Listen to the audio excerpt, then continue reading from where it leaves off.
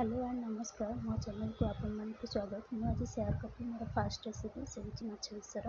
तो ये आपण मैंने देखिए दुईटा मीडियम साइज पियाज गोटे टमाटो सोरिष जीरा सुखला लंका और रसुण चलते ये तार बनईदे स्मूथ पेस्ट। ये मुझे अलरेडी बन सारे स्मूथ पेस्ट।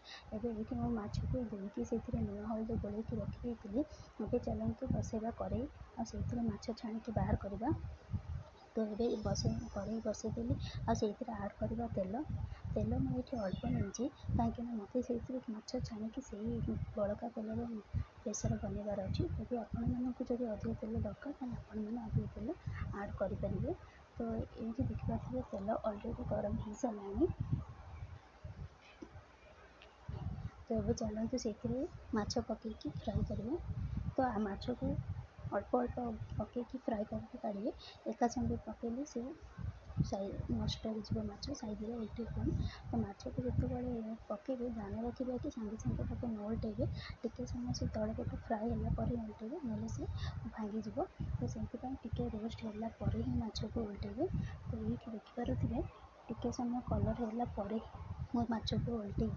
तो तल पट टे मेरून कलर हो सारा आर पट साइड भी टे मेरून कलर होगापर माछ को बाहर करेंगे। भल से फ्राए हो जाइए माछ को भल से फ्राए करके ही बाहर करेंगे। तो ये देखिए अलरेडी माछ फ्राए हो सारा। ये चलते बाहर करदेवा। तो ये आपण मैंने देखिपे यहीपरि सब माछ को छाणी बाहर करदे। तो सब माछ को छाणी बाहर कराला से बड़का तेल से मसला ऐड करेंगे। मसला को पकईला से जस्ट टे लुण जस्ट हलदी ऐड करेंगे। आगुरी कहीं मछली आम लुण हलदी गोल रखी तो ये जस्ट टे हलदी ऐड करेंगे। तो हलदी पकईला मसला को भल से कषिले मसला को यहीपरि कषिले जमी तार कंचा पानी सब मरीज आ मसला पर तेल जमी बासी आसो। जो मसला कषु जान रखिए जब मसला कड़े न लगे जानपर आपण मैंने कि मसला अलरेडी कषि हो सारी। तो से 5 ରୁ 10 मिनट ये मसला को भल से कषिबे।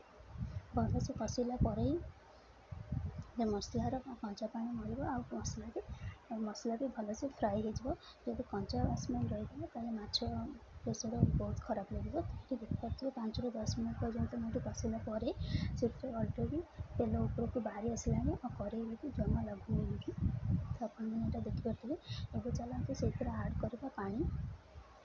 मो मसला पानीटा को न फपाड़ी ये आड कर दूँगी। आपण मैंने से चाहिए से आड करेंगे ना तो फपाड़ी भी पारे। तो मसला पानीटा को ये आड करदेटा बेस्ट से अलरेडी मसला लगी था। तो मसला पानी को ये आड करदे सहित आपण मानक आउ जी पानी दरकार से आड करेंगे।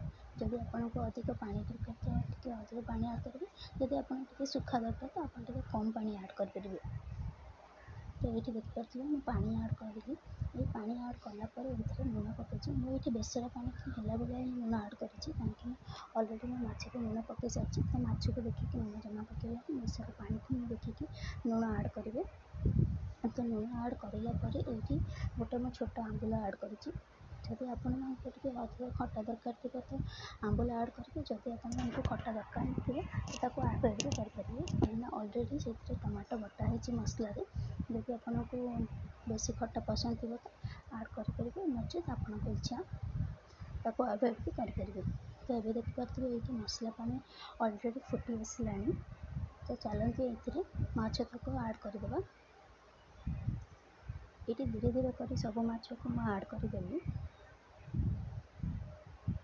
माछ को आड कलापर हल्का हल्का टे हल्का हल्का बुलेबे जमी माछ साइज रे से मसला पानी माछरे जमी मसला पानी भिजीज से 5 मिनट माछ को मसला पानी फुटवा देवे।